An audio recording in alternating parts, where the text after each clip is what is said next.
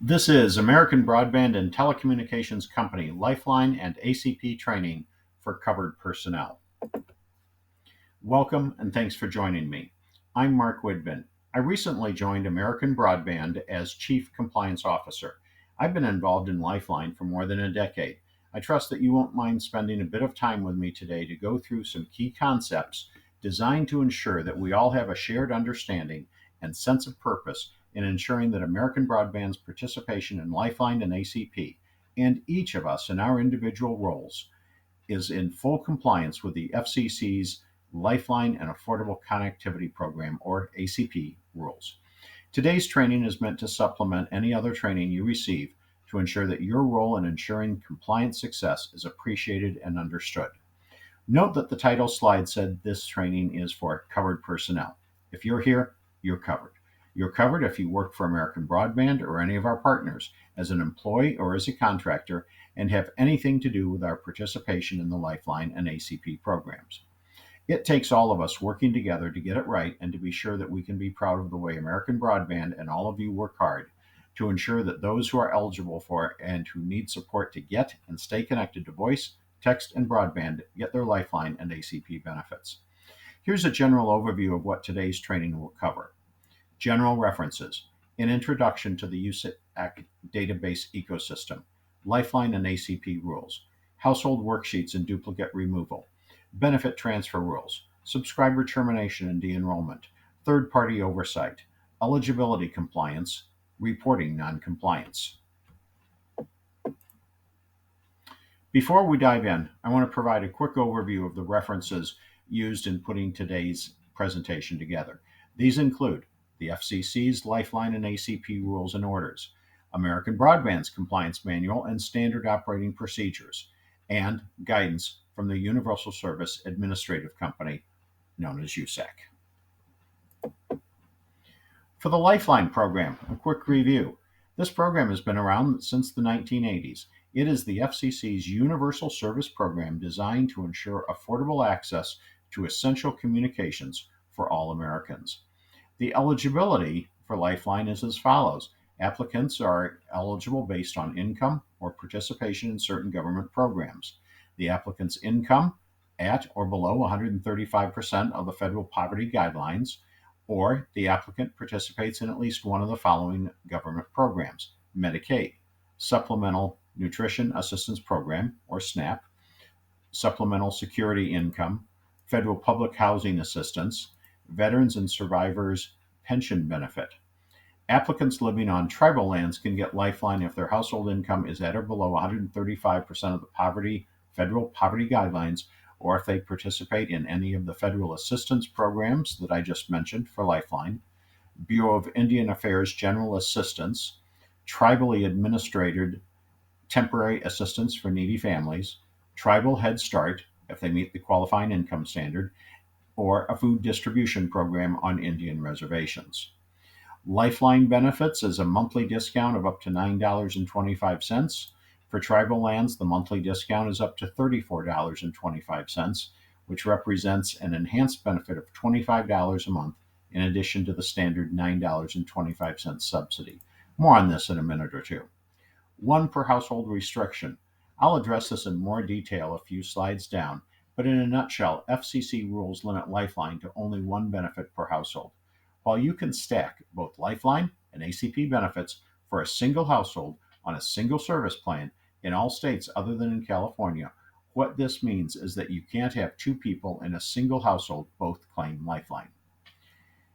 Termination and de-enrollment.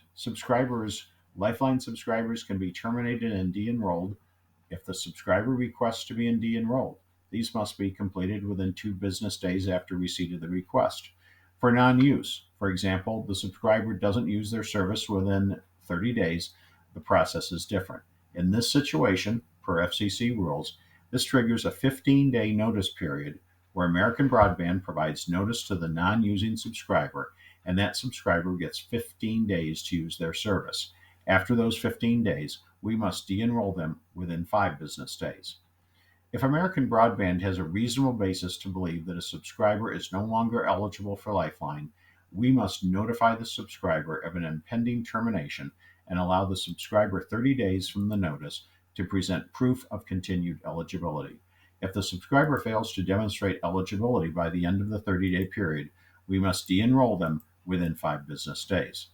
If USAC or a third-party administrator advises American Broadband that a subscriber is receiving Lifeline service from another provider, or that more than one member of the subscriber's household is receiving Lifeline service, we must de-enroll them within 5 business days. If a subscriber doesn't respond to the annual recertification request, USAC will de-enroll them. The annual recertification of eligibility requirement is administered by USAC and the third-party administrator. De-enrollment of a subscriber requires de-enrollment from NLAD and from any subscriber lists maintained by American Broadband. For ACP, the overview is that the ACP is a relatively new FCC program. It started as an emergency relief program during the pandemic based upon a bipartisan consensus that more needed to be done to ensure that low-income Americans can afford broadband services and have access to devices needed to engage in remote learning. The ACP is mostly similar to Lifeline, but there are some key differences. Eligibility for ACP is also income-based or program-based. For income-based, unlike Lifeline, where the applicant's income must be at or below 135% of the federal poverty guidelines, applicants can qualify for ACP if their household income is at or below 200% of the federal poverty guidelines. Program-based, applicants can also qualify for ACP if they participate in the same federal or tribal programs as Lifeline. In addition, applicants are also eligible for ACP if they are in the Lifeline program, received a federal Pell Grant in the current award year, participate in the free and reduced price school lunch program or school breakfast program, participate in the special supplemental nutritional program for women, infants, and children, known as WIC. For ACP benefits, the ACP offers a discount of up to $30 per month toward broadband internet services for eligible households and up to $75 per month for households on qualifying tribal lands. Eligible households can also receive a one-time discount of up to $100 to purchase a laptop, desktop, computer, or tablet from participating providers if they contribute more than $10 and less than $50 toward the purchase price. Smartphones are not eligible for support. More on this in a minute or two. One per household. ACP also has a one per household restriction, which is the same as the one that applies to the Lifeline program. Note that a household that is eligible for Lifeline and ACP can have one of each, from the same provider or from different providers. Eligible applicants get to choose. Then, termination and de-enrollment. ACP subscribers can be terminated and de-enrolled if the subscriber requests to be de-enrolled. These must be completed within 2 business days after receipt of the request. For non-use, that is, the subscriber doesn't use their service within the last 30 days, per FCC rules, this triggers a 15-day notice period where American Broadband provides notice to a non-using subscriber, and that subscriber gets 15 days to use their service. After those 15 days, we must de-enroll them within 5 business days. If the subscriber receives the ACP from another provider, they can't receive duplicative support. We must de-enroll the subscriber within 5 business days of notification by USAC. If American Broadband has reasonable basis to believe that a subscriber is no longer eligible for ACP, it must notify the subscriber of an impending termination and allow the subscriber 30 days from the notice to present proof of continued eligibility. If the subscriber fails to demonstrate eligibility by the end of the 30-day period, we must de-enroll them within 5 business days. If a subscriber doesn't request to the annual recertification request, USAC will de-enroll the subscriber.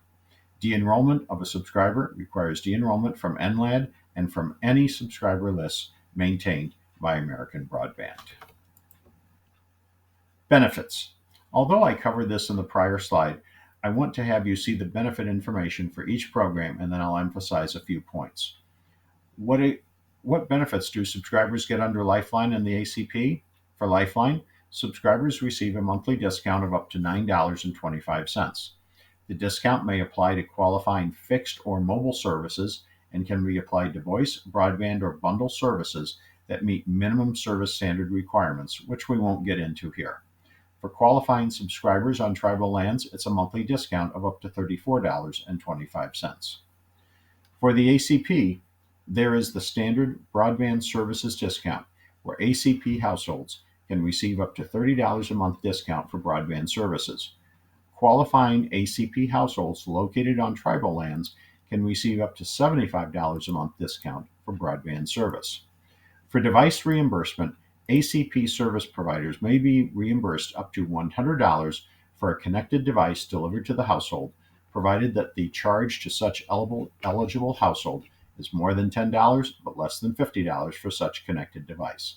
Federal law defines a connected device as a laptop, desktop computer, or a tablet. Let's talk about the Lifeline discount on the slide. It's also important to add that additional funds, aside from federal Lifeline and ACP, may be available. American Broadband has many California subscribers. The state of California has its own Lifeline subsidies that subscribers can use to get bigger discounts on bigger service bundles. California's Lifeline support amount is about $16 a month. Now let's talk about the ACP discount on the slide. Other than California, Lifeline and AC benefits can be combined on the same plan, meaning a subscriber can have Lifeline and ACP at the same time on the same plan on the same device. But please note that in California, subscribers have to choose one or the other. California subscribers can receive either Lifeline or ACP, but not both on the same device at the same time. In every state, Lifeline and ACP eligible applicants can get Lifeline on one device and ACP on another. They can get Lifeline and ACP from the same provider or from two different providers. For an example, an eligible subscriber may choose to get their Lifeline discounted service from their cable company and their ACP discounted service from a wireless broadband provider like American Broadband. Here's a pop quiz. Training wouldn't be complete without a pop quiz or three. So here's the first one. Take just a few seconds, read the questions 1, 2, and 3, and then I'll be back with you in just a few seconds and we will talk about this.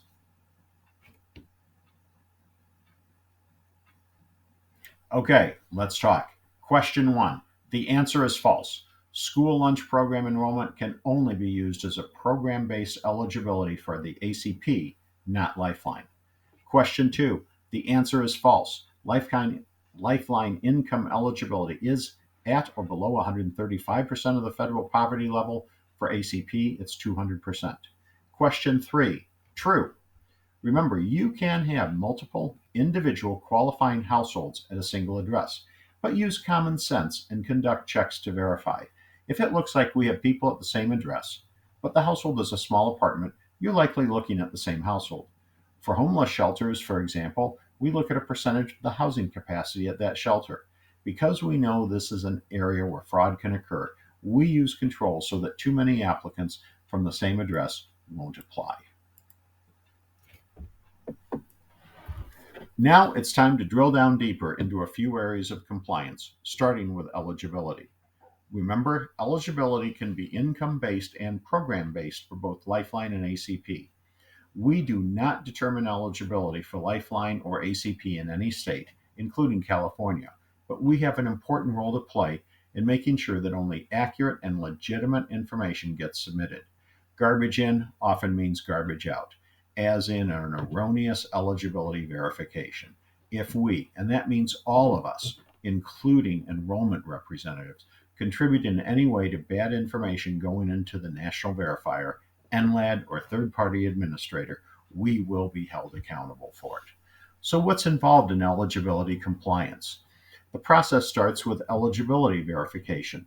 Applicants can start by going directly to the National Verifier, or by getting there, or to the third-party administrator with the help of a service provider like American Broadband. The National Verifier and NLAD, or TPA, third-party administrator, will use the applicant's information to perform the following automated checks: eligibility check, identity check, address check, duplicate subscriber check, duplicate address check, tribal eligibility check, identity verification and deceased applicant check. If any of these checks return errors, The applicant will be directed to resolve the error typically by providing additional documentation. After an applicant is found to be eligible for Lifeline and/or ACP using the National Verifier, the applicant must be enrolled using the National Lifeline Accountability Database, or NLAD. For California Lifeline, enrollment happens without using the NLAD, though NLAD is later populated to facilitate the service provider reimbursement claims process. So, what can go wrong?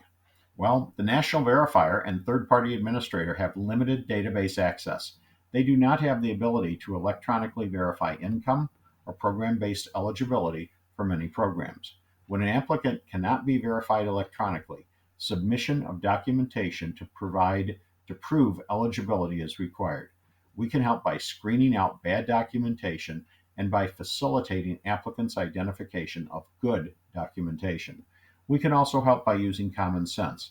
For example, we will not assist with a submission of documentation that looks altered in any way or that seems to be wrong. For example, SNAP participation or an award letter that looks different from the standard issued in a particular state. The National Verifier and third-party administrator may have problems verifying the person's identity or address. We use our own systems to screen information we get from applicants before it goes to the verifier. For example, we use a database to screen out non-residential addresses. We use another database to screen out dead people. Unfortunately, we need to be on guard for such things. The next area that we're going to cover is duplicates, household worksheets and duplicate removal in particular. For both Lifeline and ACP, the rule is one per household. That is, one Lifeline and one ACP benefit is allowed per independent economic household. Household is defined as a group of people who live together and share money, even if they're not related to each other. In this context, it is important to understand the role of what we call a benefit qualifying person, or BQP. If an individual is not eligible for Lifeline, but has a dependent that is eligible, that benefit qualifying person, the individual can qualify for Lifeline based upon the status of their dependent, but only one person in the household can do so. For example, a child who receives National School Lunch can serve as a BQP for one parent or guardian only. The household worksheet is used to screen what we call address duplicates. You can't have applicants from the same household, but you can have applicants from different households residing at the same address. Address duplicates, or having multiple households at a single address, is allowed. This happens at places where multiple individuals live at a communal address, such as homeless shelters. We and other Lifeline and ACP providers rely upon the National Verifier, NLAD, and third-party administrator to screen for duplicates, but it is important that we at American Broadband conduct duplicate screenings as well. Waste, fraud, and abuse are best combated with multiple layers of review. At American Broadband, we scrub for duplicates at the point of enrollment with the CGM enrollment app, and we do it again at the beginning of each month when we are preparing to make reimbursement claims for discounted service provided during the prior month. Our goal is to have zero household duplicates within our company. If you see something that doesn't look right, please say something. More on how you go about doing that later in this training. The next area we're going to cover is the benefit transfer rules. This is important because benefit transfers can generate subscriber confusion and complaints. We don't like subscriber confusion or complaints. We aim to avoid both. The rules governing benefit transfers in ACP and Lifeline start with the same baseline. Subscribers can transfer benefits, but the ACP has limits on how often subscribers can do this. Those limits do not apply to Lifeline. A subscriber can transfer the benefit to the provider of their choice, assuming that provider is qualified as a Lifeline or ACP provider, but that provider has to make the proper disclosures and collect consent. One frequent complaint the FCC hears is where subscribers get transferred to another provider, allegedly without their consent. In those cases, the subscriber says they didn't authorize the transfer and they want to remain with American Broadband, for example. Remember, you can't have multiple providers claiming the same subscriber for reimbursement. Benefit transfers are facilitated in the National Verifier, NLAD. Once completed, the provider from which the benefit was transferred no longer can claim reimbursement for the discounted service provided, and as a result, typically will disconnect the subscriber and wipe remaining service allocations. American Broadband does not initiate any benefit transfer without making the required disclosures and receiving the proper consent. American Broadband does not facilitate exceptions for ACP subscribers who claim to have had their benefits transferred from American Broadband without their consent. In those cases, please have the subscriber call their new provider, the one they claim they didn't authorize, and have the subscriber ask that the new provider de-enroll them from ACP service. Once the other provider de-enrolls the subscriber, they can then apply to re-enroll with American Broadband. Pop quiz. 3 questions. Take just a few seconds, look, and I'll be back with you in just a few seconds to review the answers.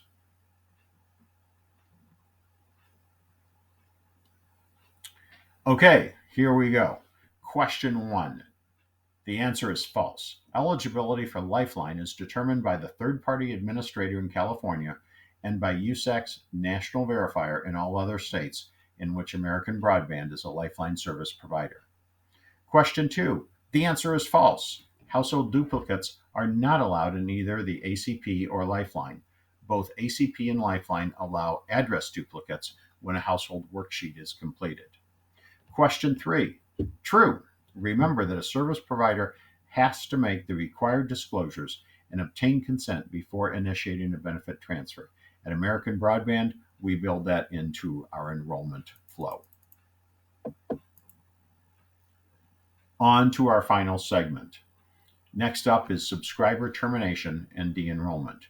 Subscriber terminations occur in a few ways. First, when they tell us that they aren't eligible. Subscribers have an ongoing duty to inform us if they become ineligible, or they can just decide that they don't want ACP or Lifeline anymore. If this is the case, after receiving the request, we have 2 business days to terminate their service. Second, when USAC or a third-party administrator advises American Broadband that a Lifeline subscriber is receiving Lifeline service from another provider, or that more than one member of the subscriber's household is receiving Lifeline service, we must de-enroll them within 5 business days.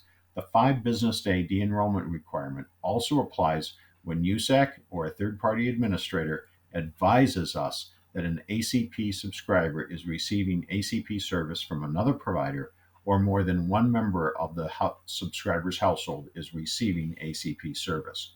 Third, we must terminate when we notice or have reason to believe they aren't eligible. For example, we notice they haven't used their service in 30 days and then continue not to use their service during the 15-day cure period. Non-use has a specific definition. If American Broadband does not assess and collect a monthly fee, the subscriber must use the Lifeline or ACP supported service at least once every 30 days.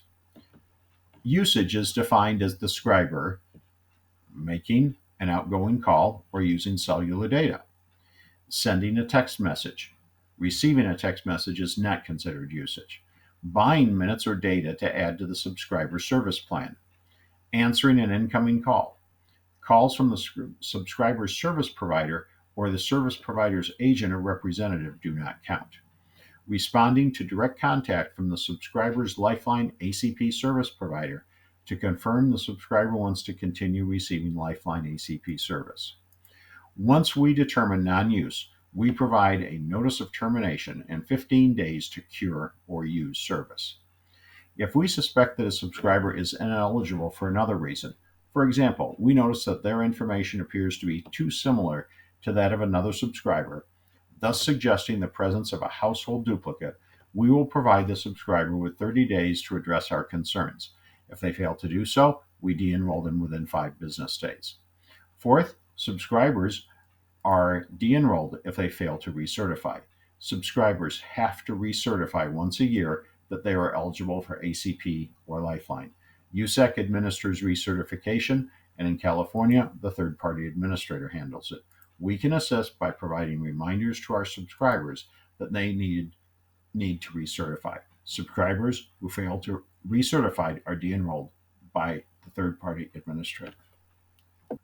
The FCC requires us to train and have tight control over our vendor partners in Lifeline and ACP. This includes people who work at companies providing us with software and solutions to help manage our business and compliance.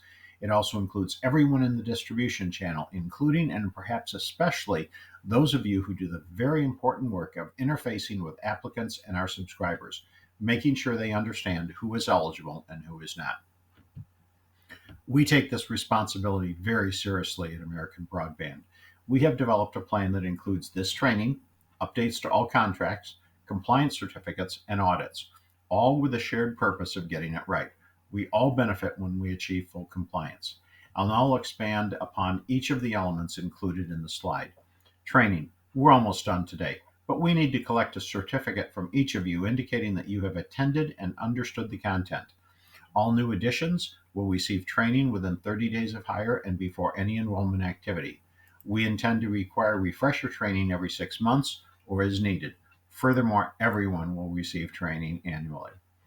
Contracts. If you or your company has a contract with us, we have created a federal regulatory compliance addendum which must be executed. These addenda are required by the FCC. Compliance certificate. Each of our benefit enrollment organization distribution partners must sign a certificate of compliance with the Lifeline and ACP rules. These certificates are required by the FCC. There are a few points I want to emphasize here. First, RAD IDs are required for all distribution personnel involved, indirectly or directly, in submitting information to the National Verifier. No sharing of RAD IDs is permitted. Second point is about agent compensation.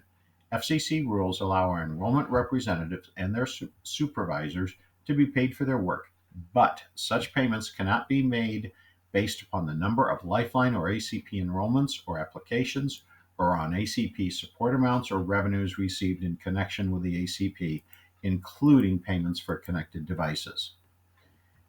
Audits. We conduct monthly audits of our enrollments. We are required to report our findings to the FCC. We hope that you are as committed as we are to getting it right every time.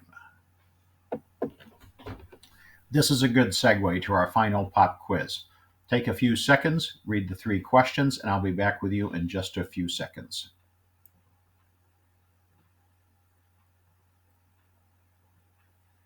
Okay, question 1, false. You must complete a training certificate to finish this round of training.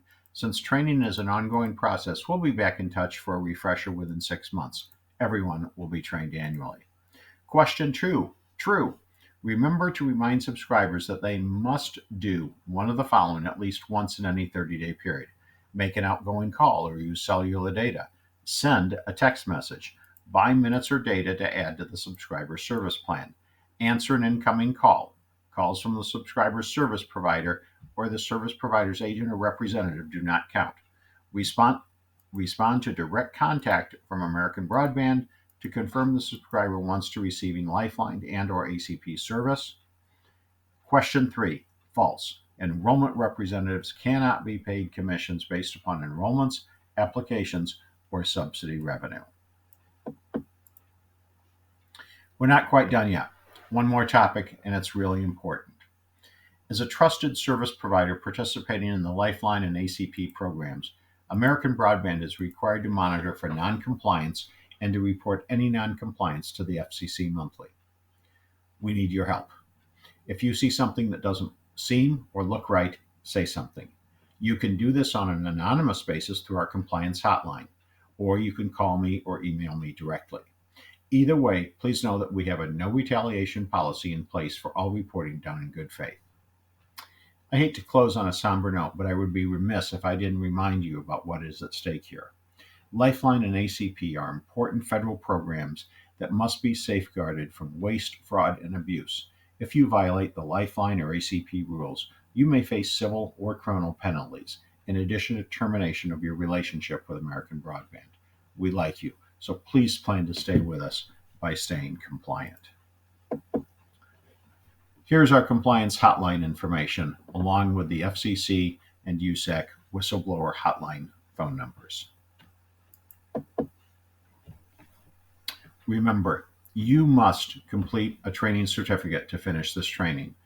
Download and either print the certificate or complete it electronically. It was sent to you along with this training video.